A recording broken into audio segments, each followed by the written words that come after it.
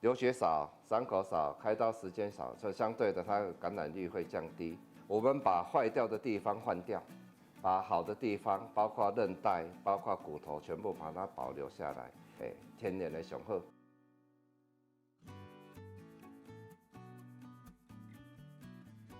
有些乡亲会怀疑说，为什么以前传统的都是整个膝盖都换掉，现在只换一部分？现在根据很多国外的经验跟报告，我们引进的这一套是属于第4代的，有别于以往的第1代的半细人工关节。它的第4代的人工关节，它那个里面的人工的软骨是活动式的，活动式的好处就是说它的活动范围不会受限，而且它会寿命会使用的比较久。一般来讲，我们开这种手术的话，有几个好处。第一个就是伤口小，第二个开刀时间比较短，第三个流血量少。再来就是一般来讲，传统的全部的人工膝关节，它的手术时间大概需要2个小时。我们这种手术方式的话，大概在1个小时就可以完成了。然后第二个，我们开完刀以后，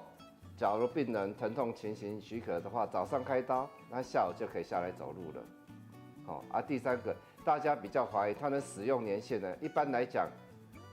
现在国外的他们的经验，在超过93%以上的病人使用半细人工关节的话，它使用年限超过15年以上，而且有90%以上的病人，他不需要再次手术去重置换，所以说它的成功率是很高的。在初期到中期的时候，病人只有内侧膝盖内侧磨损的时候，但是经过吃药啦、打玻尿酸啦、打 PRP 这些都没有动刀的治疗方式都无效的时候，我们就会建议病人采取内侧半侧的人工膝关节置换手术。比如说他有痛风啊，或者是有类风湿性关节炎这种病人，他是不适合使用。为什么？因为他的其他的部分，他会被尿酸啊，或者是一些免疫风湿的疾病所侵袭。所以这种病人原则上我们都是要全部都给他置换掉。在活动，在以我们骨科的立场来讲，我可以跟大家解释一下。最好的活动运动啦，比如运动最好的是游泳再来才是骑脚踏车或者是走平地。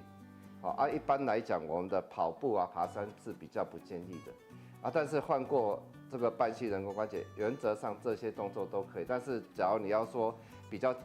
较爬山或者是跑步这些动作的话，第一个我们尽量避免，第二个你要这样子的话，因为你还有外侧跟前侧，所以我们这个一定要建议你说一定要穿护膝。这是正常人，我们就算没有关节炎的人，我们在运动的时候也要好好的保护自己的膝关节。